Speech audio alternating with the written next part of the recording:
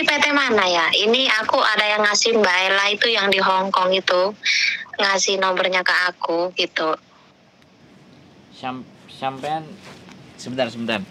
Sampean nanya PT, sampean cuma dikasih tahu nomor, tapi sampean nggak tahu sampean nelpon siapa ini gitu ya? Enggak, ini loh kan tetangga aku Ella kan ke Hong Kong. Terus Mbak di sini anaknya, aku juga di sini kan. Terus Mbak Ella itu kan ngomong sama anak aku di Indonesia, katanya, kamu ikut PT ini aja, katanya seperti itu gitu loh.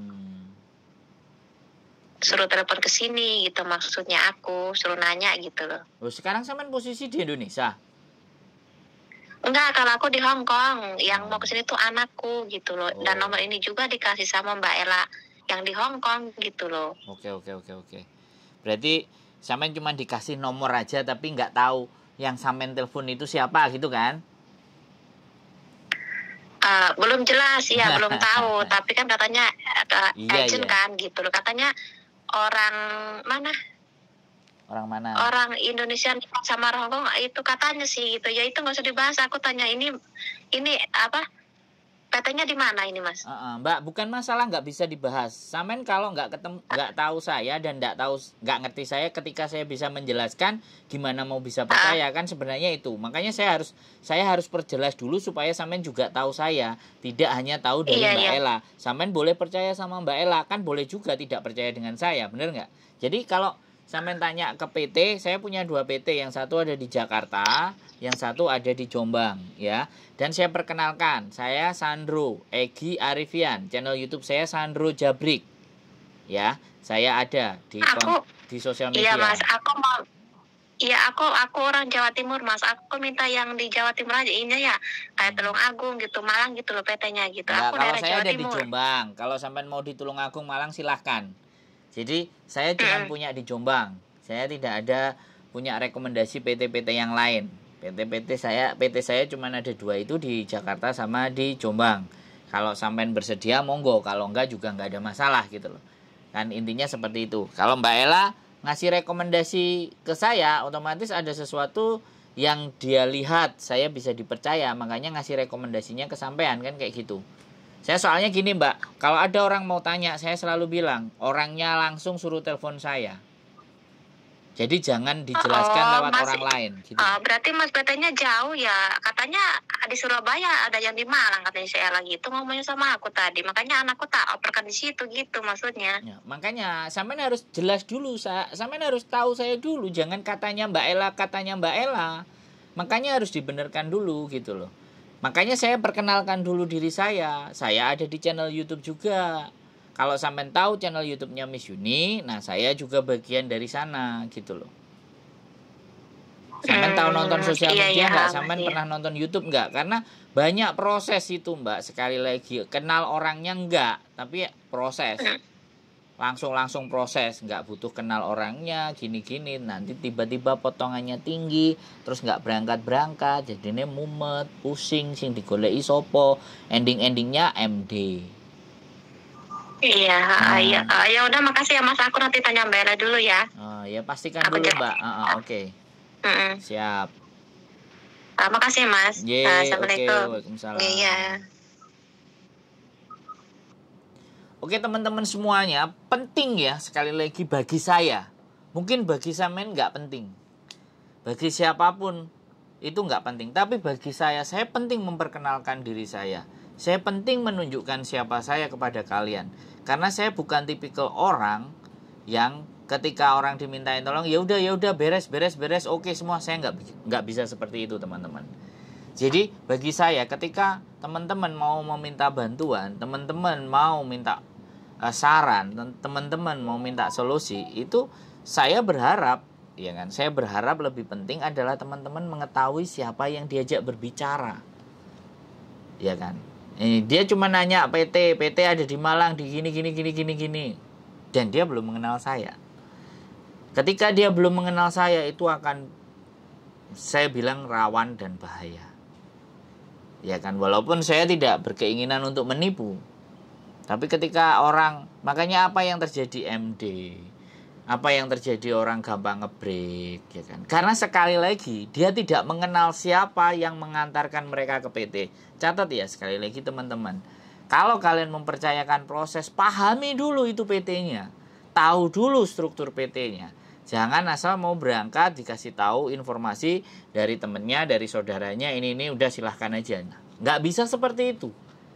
Nasib kita itu jangan dipertaruhkan kepada orang atau siapapun yang tidak kita kenal sama sekali.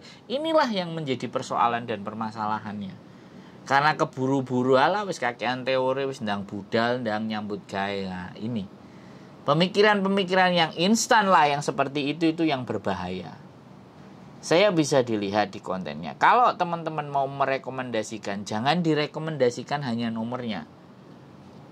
Suruh memahami dulu dari kontennya. Suruh pahami dulu cara berbicaranya. Suruh memahami dulu orang ini apakah orang yang benar-benar bisa membantu kita. Itu yang memang harus dipastikan teman-teman. Mohon maaf sekali lagi. Ada yang ngomong alas munafik. Mau dapat duit aja begini dan begitu. Boleh, silahkan. Teman-teman berkomentar monggo. Tapi sekali lagi muka saya terlihat di YouTube. Saya bisa ditemuin. Saya bukan orang yang kabur. Saya bukan orang yang lepas tanggung jawab. Saya bukan orang yang gampang banget bilang ya ternyata aslinya enggak. Yang ingin saya sampaikan adalah teman-teman itu memahami. Subscriber saya, penonton saya, yang aku kepingin kepada penontonku itu dia benar-benar memahami seharusnya apa yang harus saya kerjakan. Sikap apa yang harus saya tentukan. Dan saya harus bagaimana menghadapi situasi dan keadaan yang seperti ini.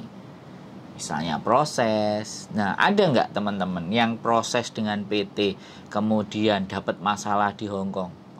Terus PT-nya nggak mau tahu. Kayak kemarin yang sakit jiwa. Ya kan? Sama majikannya bahwa dia nggak sakit tapi dibilang sakit jiwa dibawa ke rumah sakit. Ya kan, PT-nya nggak tahu, nggak ngerti, dia malah minta pertolongan ke YouTuber. Nah, itu loh teman-teman. Jadi sekali lagi penting bagi teman-teman untuk menganalisa, nyari tahu, nyari info siapa yang diajak ngomong. Ya, untuk apa tujuannya diajak ngomong? Apakah yang saya ajak omong ini orangnya benar atau tidak? Ya, itu penting. Buat teman-teman, ini berlaku untuk siapa saja orang di luar sana. Bukan hanya kepada saya.